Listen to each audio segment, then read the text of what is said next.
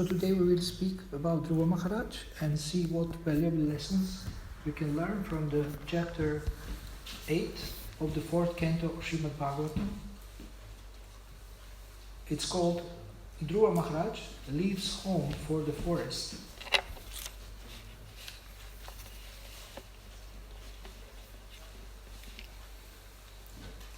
So Dhruva Maharaj was the son of the king, and his father had 2 wives, and he was the son of one of these 2 wives. But once when he wanted to sit on the lap of his father, his second wife, who was not his mother, he didn't allow him because she thought that he is inferior because she is not her son. She considered herself to be superior, and therefore she didn't allow him to go on the lap of his father. He was very small, but he was very much offended by this. He was offended. He got angry, and later he was crying bitterly and complaining to his mother. So king has 2 wives, Suniti and Suruchi, and I forgot who was Suniti and who was Suruchi. I think Suniti was Dhruva's mother. And yes, so he complained to his mother, and she told him to actually worship the Lord if he wants to attain something better. He felt that he should revenge.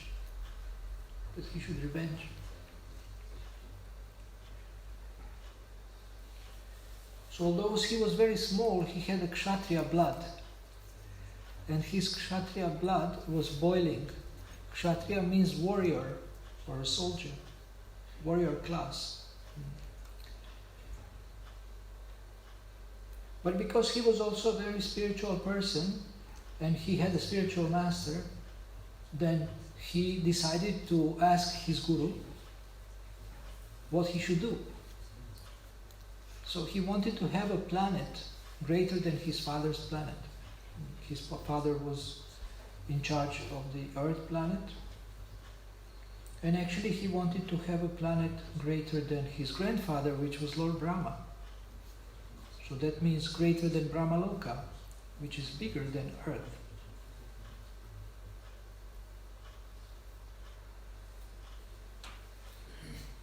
He was very much offended.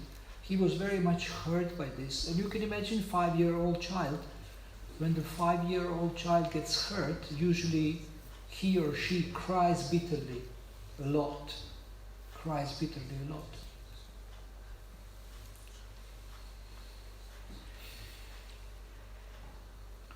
So he went to Narada Muni, and Narada Muni started to preach to him. And I will read what he told him, what Narada Muni told him, how he tried to instruct him. And later you will see why this is so important for us and what Narada Muni did after Dhruva Maharaj reacted to his preaching.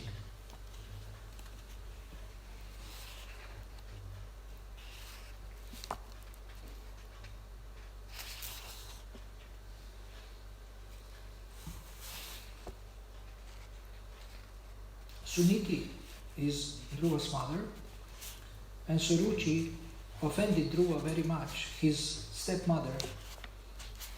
She offended him very much.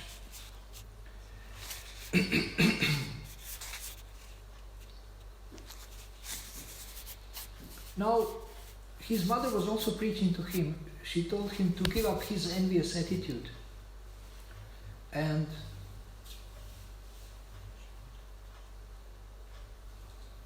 he wanted to sit on the same throne as his step-brother Uttama, who was the son of Suruchi, of the stepmother who offended him. And Mother was instructing him nicely. She said, without delay, you should engage yourself in the worship of the Supreme Personality of Godhead. And she was giving example how Lord Brahma was actually worshipping the Lord, and he got qualification to create the whole universe by worshipping the Lord. So she was trying to convince him that that's the best way to go. After you have this problem, you got a problem, the best thing to do is actually to worship the Lord. And this is described in the Srimad Bhagavatam, 2nd canto. Akama sarva kamo va, moksha kama udaradi, tivrena bhakti yogena, yajeta purusham param.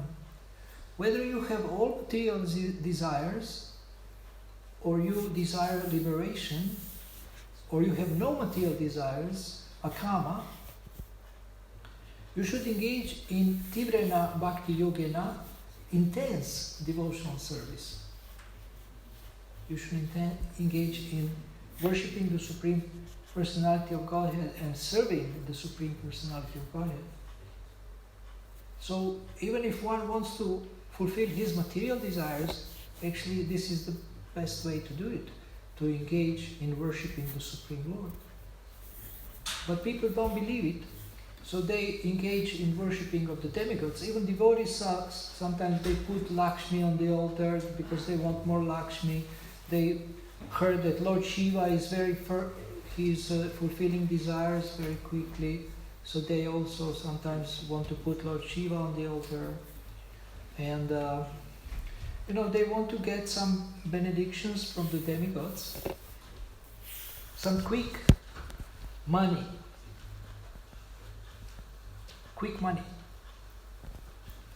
And people who are pious, sometimes they come to the temple and they put some coins in the box and they pray to the Lord to give them more money. They give to the Lord few euros and they expect hundreds and thousands of euros. So is this a fair deal? You put money, you pray, and then magically your bank account becomes fat.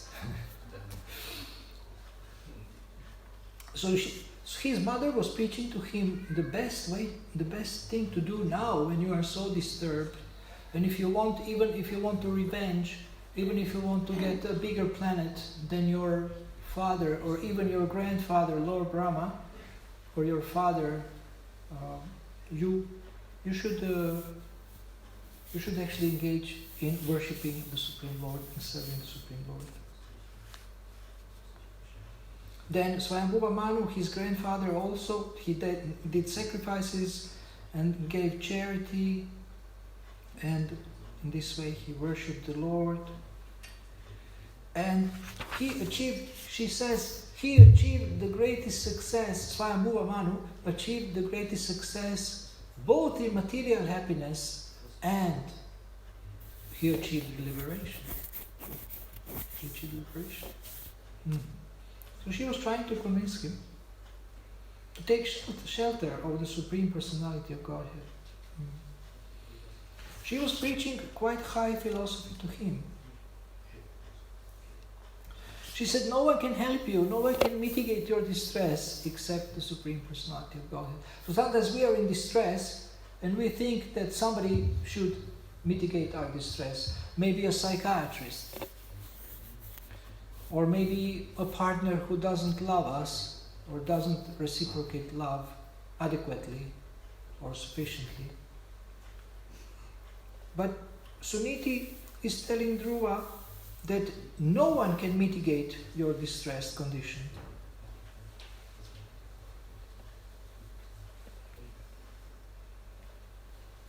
For example, even demigods, they want benediction of Lakshmi Devi. But even Lakshmi Devi, she depends on Narayan, or Lord Narayan. She's subordinate to the Supreme Lord, and she's always ready to render service to the Supreme Lord.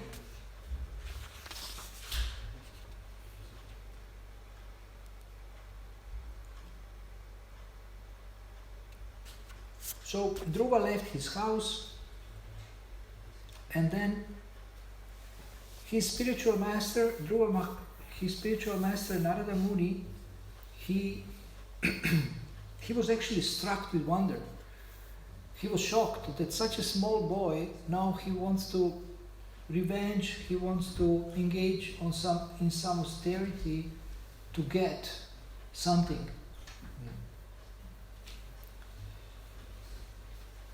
So somehow Narada and Dhruva met, and Narada started to preach to him. So Narada first saw Dhruva as a small boy, but first he was shocked, I would say, or he was stunned, surprised. He says, how powerful are Kshatriyas? Even small Kshatriya, 5 years old, he wants to revenge. And harsh words from his mother were unbearable to him. Unbearable. So Kshatriya can be offended because he's in the mode of passion. And now it seems like Narada, he wasn't 100% convinced, because Dhruva is 5 years old. I mean, he's just a little child. So how can he react as a grown-up person who wants to revenge? And then he addressed him. He said, but you are only a small boy. Why are you so much affected with these harsh words of your stepmother? And small children are usually attached to actually playing some games, some frivolous games, sports games. So for a second, he didn't understand how serious Dhruva is. And although Dhruva is small, he is very much developed. He's very much developed. I mean, he was insulted very much like a grown-up person would be insulted.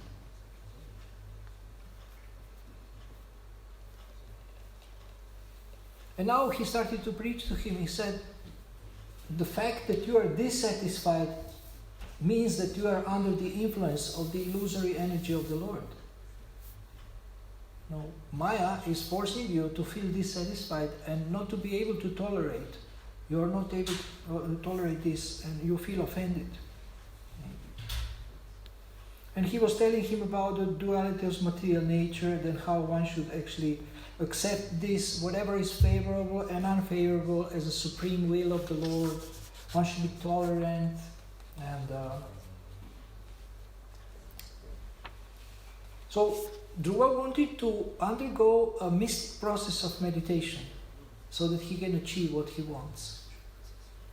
Because by this meditation, he can actually become powerful, and he became very powerful. Later we will see. He became very powerful meditating.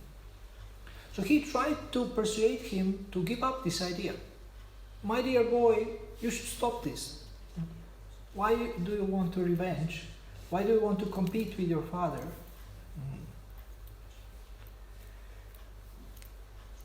Better you do these mystic performances when you grow up. Now you are too small.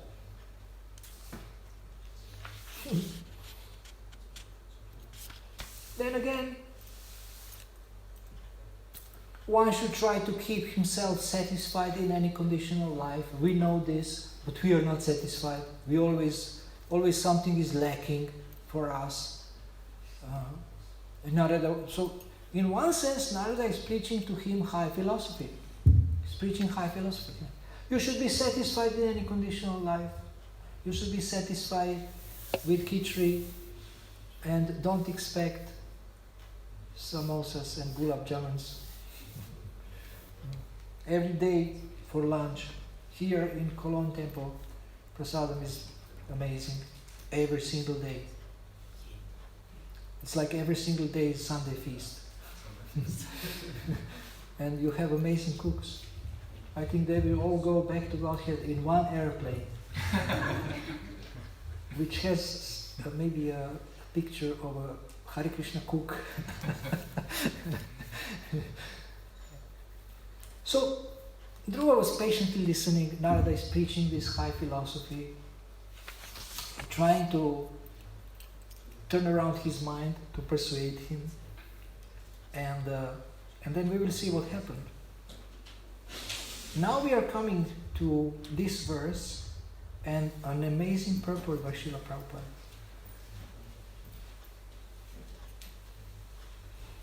And first thing that Dhruva is doing, he is appreciating the preaching of Narada Muni. He says, for a person who is affected by the material conditions of life, what you said is certainly wonderful, is certainly useful. But, unfortunately, your words do not touch my heart. I cannot accept this. I am not on that level of consciousness. I am affected by ignorance. I am covered by ignorance, and this kind of philosophy does not touch my heart. So you see, when somebody is preaching to you, you have to be honest. And you can say, I'm sorry, but for me this is too high. Do you have any other instruction? And now we see Narada Muni's flexibility, Narada Muni's intelligence as a preacher, Narada Muni's compassion. He immediately makes a shift. And he doesn't continue to hit him on his head with philosophy and with high philosophy and with, forcing him to act in the mode of goodness when he cannot act in the mode of goodness. So Narada is very intelligent. He accepts the fact that actually he made a mistake. He made a mistake. He wanted the best for Dhruva, but the way he preached to him didn't work. I sometimes have this experience. I try to preach to someone and they just tell me, it doesn't help me. So then I see what I can do. How can I say something that is helpful? But sometimes people tell me this honestly. Okay, yes, you are right, but it doesn't help me. So you may be right, but if it doesn't help the person, you are not doing your service properly. So Narada is now showing his humility, showing his flexibility, showing that he understands that preacher is not a master, preacher is a servant, so preacher should say something that will help the person. And Narada is not telling Dhruva, oh, you are not sincere. You are making excuses. For example, I, as a life coach, I have a tendency to tell people, oh, you are just making excuses. When they don't want to do something or they cannot do something. And I would say, well, Dhruvaji, your excuse sounds very Krishna conscious. But it's still an excuse. Arjuna is making so many excuses in the Bhagavad Gita. Oh, because of this, because of family traditions, because women have to be protected, I should not fight. And Krishna says, wow, your Vedic excuses did not impress me. Amazing, you're quoting the Vedas, you're quoting, so many things, social obligations and things like that. Krishna was not impressed. So Narada is also, I don't think he was impressed by Dhruva Maharaja's excuses. He says, I'm in ignorance and it doesn't touch my heart. But he took them seriously because he saw it doesn't go through. There is one book called Just Listen, How to Get Through to Anyone. Do you know what it means, how to get through? It means that you speak in such a way that they understand you, or they are open to speak to you and to communicate with you. Getting through means this, getting through to someone. Because sometimes you speak to someone and they just you don't touch them. They don't react, they don't understand you. They don't accept what you say, they don't even want to listen to you. So, getting through means making a connection. They become open to communicate, to understand you, that you understand them, and they see that you understand them, and they want to communicate, and they want to accept maybe your help, or they want to help you, and there is a two-way communication. But sometimes you speak to someone and they're like a stone. You tell them something, and then the words just bounce off their head. They're like a stone. Nothing gets through. So Narada has understood, my words didn't touch him. How did he know this? Dhruva said it. He said, your words don't touch my heart.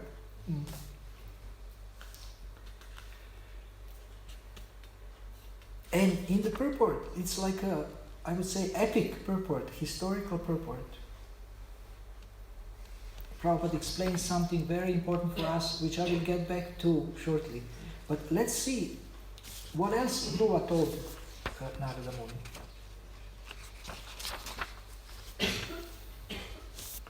He's apologizing. He says, I'm very impudent. It's not nice of me that I'm not accepting your instructions. But he says, this is not my fault. It is because I was born in a Kshatriya family. So now he's also making excuses that because of his family, he's like this. Because of his family, he has this nature. So why do I have my nature? Because of my family. Not because it's not my responsibility. So we have so many ways to find excuses why we don't want to change and why we don't want to be better. So because I was born in a Kshatriya family and my stepmother Suruchi had pierced my heart with her harsh words. Therefore your valuable instruction does not stand in my heart. So first he apologizes, but again he says, I'm sorry, but it didn't. I can't accept it. I cannot accept it.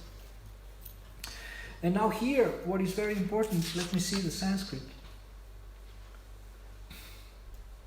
Banai, Durvacha, Banai, Durukti means harsh speech.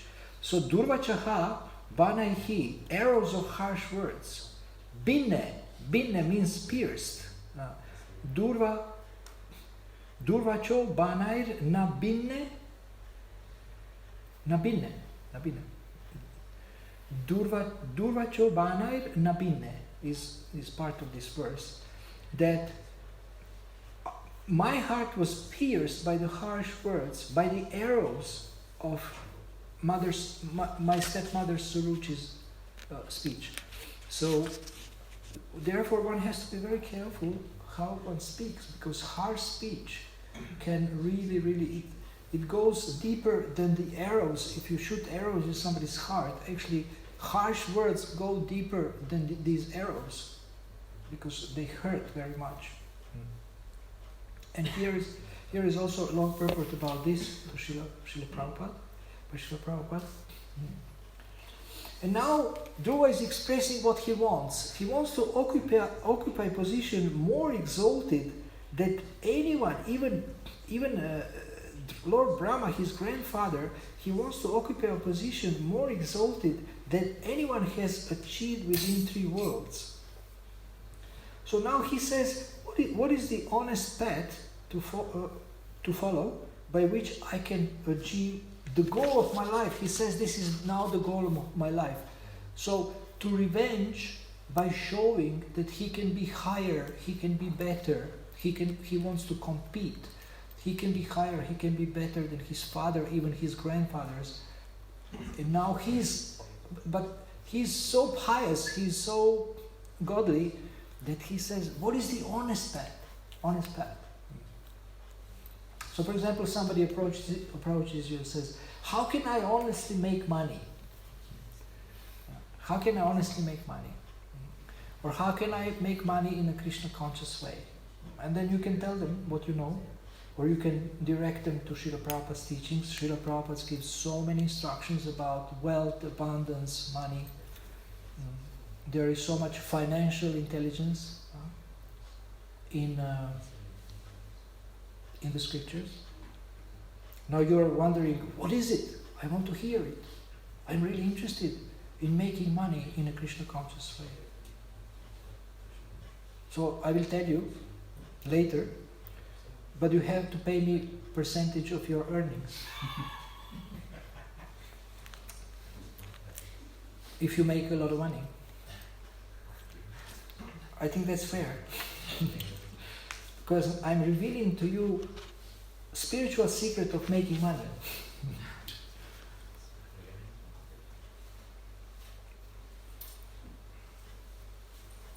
And then the last thing he does, after requesting this, he glorifies Narada Muni. He says, oh, you are traveling with your Veena, you are singing the glories of the Lord, you are moving around the universe for the benefit of everyone, for the welfare of everyone, and you are a worthy son of Lord Brahma. You are a worthy son of Lord Brahma. And then Narada Muni will start to explain to him what he should do. Then how he can engage in different activities, how he can worship the Lord, how he can perform the austerities. And Dhruva has done this, and he has achieved what he wants. And then what is interesting, what happened is that Dhruva actually performed so sincerely the process that his Guru gave him, that the Lord was so pleased with him that he appeared before him. He appeared before him personally, and Dhruva was completely overwhelmed by the beauty of the Lord.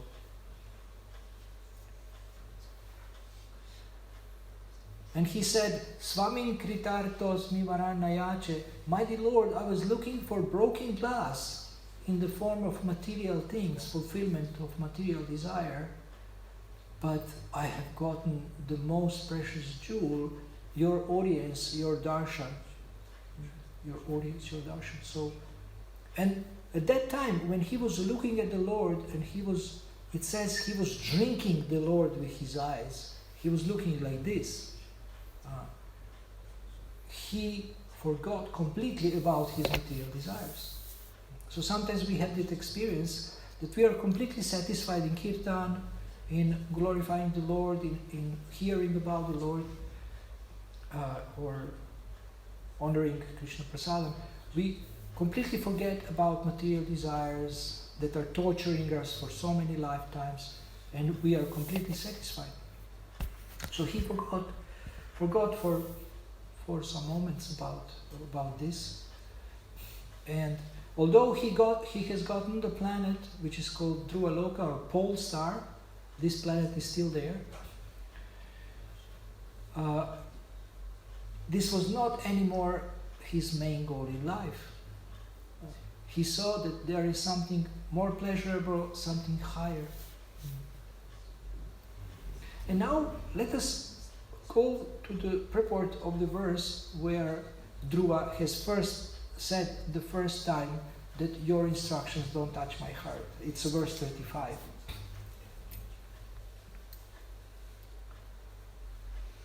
I will read the whole purport, and I will read slowly so the translator can translate it. There are various classes of men.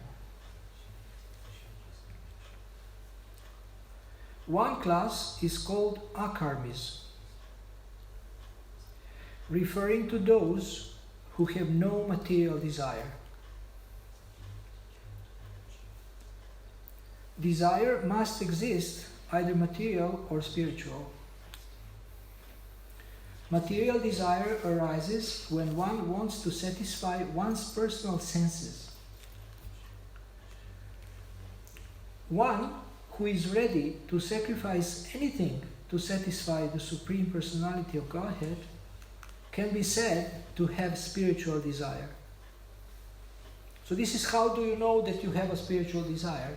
When we are ready to sacrifice anything to satisfy the Lord. Dhruva did not accept the instruction given by the great sage Narada because he thought himself unfit for such instruction, which prohibited all material desires. And now, listen carefully. It is not a fact, however, that those who have material desires are prohibited from worshipping the Supreme Personality of Godhead. This is us. We are not prohibited. This is the essential instruction from the life of Dhruva. He frankly admitted that his heart was full of material desires.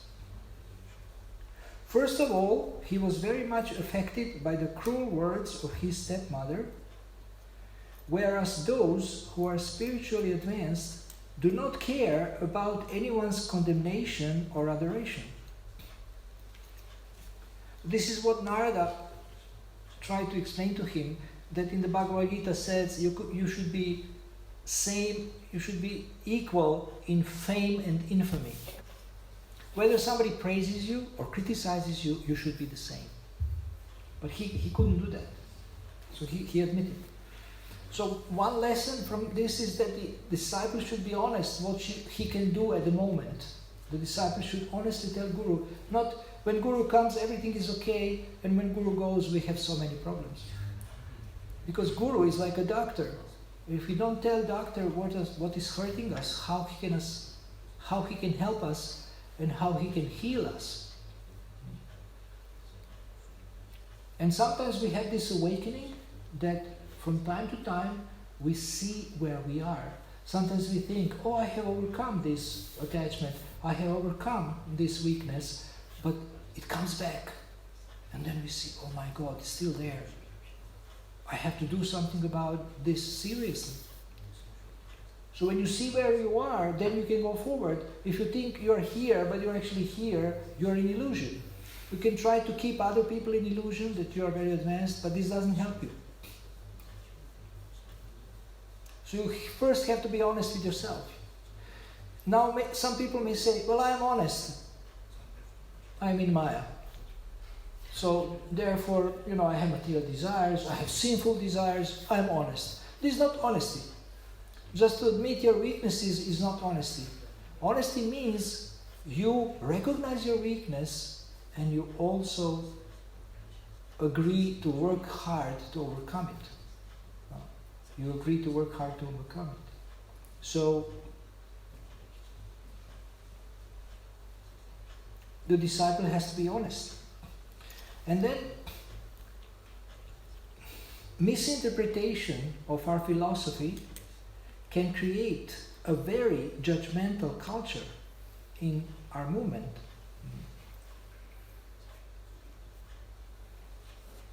Maybe you had this experience that somebody was preaching to you and you were completely blocked or stuck for years just because somebody told you something.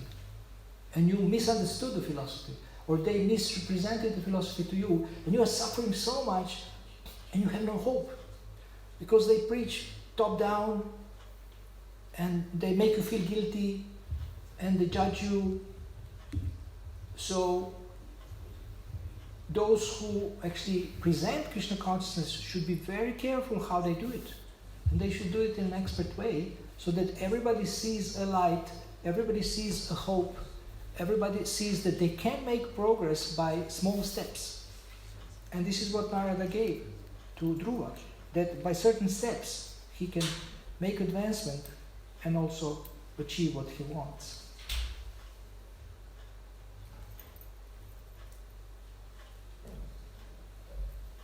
Sometimes there is social pressure to fit in, to please others, and but we are not able to be honest. We are not able to be honest with ourselves, we are not able to be honest with others. And for years you may try to present yourself as very advanced, but you are not. And therefore, it's very important to have deep conversations with devotees, honest conversations with devotees. We spoke about Guyam Akyati Prichati this week in the course upstairs, that these deep conversations means you can speak honestly about what you need to overcome as an obstacle on your path of Krishna consciousness, and you try to find the ways how to do it with the help of others and with your sincere endeavor. And let us read the last part of the purport. In Bhagavad Gita, it is said that persons who are actually advanced in spiritual life do not care for the dual behavior of this material world, fame and infamy, heat and cold. But Dhruva Maharaj frankly admitted that he was not beyond the affliction of material distress and happiness. So we also have to admit sometimes. He was confident that the instruction given by Narada was valuable, yet he could not accept it. So it doesn't mean he is not sincere. He just, he just admits where he is. The question raised here is whether or not a person afflicted by material desires is fit to worship the Supreme Personality of Godhead. And the answer is that everyone is fit to worship Him. Even if one has many material desires to fulfill, he should take to Krishna consciousness and worship the Supreme Lord Krishna, who is so merciful that He fulfills everyone's desires. Through this narration, it will become very clear that no one is barred or no one is prevented from worshipping the Supreme Personality of Godhead, even if he has many material desires. This is a great hope for us. These words are great hope for us. You see how Acharya, Srila Prabhupada, is giving us a great hope that although we are imperfect, although we have material desires, we can engage in worshipping the Lord and get purified. And now you may ask here, there is something here I want to clarify. Maybe you have noticed while I was speaking. It says, the Lord is so merciful that He fulfills everyone's desires. So how the Lord fulfills everyone's desires? Lord didn't fulfill all my desires, and I have some strange desires. So how the Lord will fulfill all my desires? So what we have seen from the experience, that the Lord fulfills everyone's desires, only not always in a way that we want it and that we expect it. But if we, review, if we look back and see how Lord was fulfilling our different desires until now, that He did fulfill them, but He sometimes fulfilled them in a way that He wants, and that will not be harmful for us. Harmful for us. So we need to recognize that this is not His cruelty or His cheating, but this is His care for us. That He doesn't want to fulfill our desires in a way that is harmful for us. So He is very personal. He said, okay, you have this desire, I will fulfill it, but please be a little flexible and let me fulfill it in a way that will not degrade you. Yeah. So these are some of the valuable lessons from this story. And therefore, when we listen from others, when we take guidance for others, we have to use our intelligence and to choose whom we trust. I think I mentioned this last time also. We have to choose who will guide us. We have to choose whom we trust. Because the one who is a spiritual guide, he needs to recognize where we are and how we can go forward. Therefore, this guidance is very delicate and very, responsible service. It requires a lot of spiritual intelligence, so very responsible service and very sensitive service also. How we are guiding people from where they are to where they want to be, to where the Krishna wants them to be, or to where we want them to be also. So thank you very much for listening. These are some of the lessons we learned from this chapter. And please, do you have any questions?